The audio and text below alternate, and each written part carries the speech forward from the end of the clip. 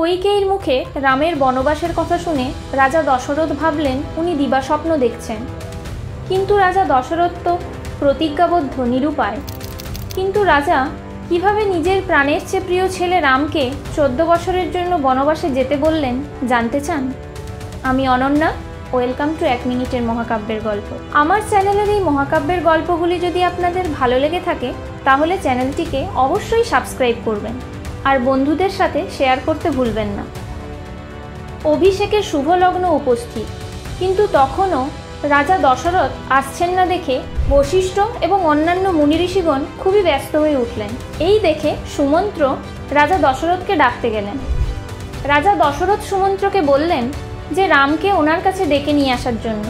রাজার কথা মতো রাম দশরথের সাথে দেখা করতে এসে পিতার দুঃখী দুর্বিষহ বিষণ্ণ মুখ দেখে খুবই ভয় পেয়ে গেলেন।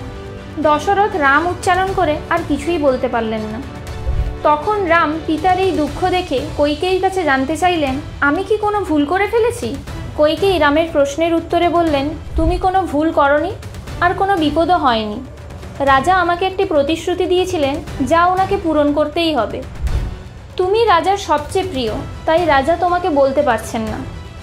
রাজা ভালো খারাপ যাই বলুন, তুমি যদি তা মেনে নিতে পারো তাহলে আমি তোমাকে বলতে পারি।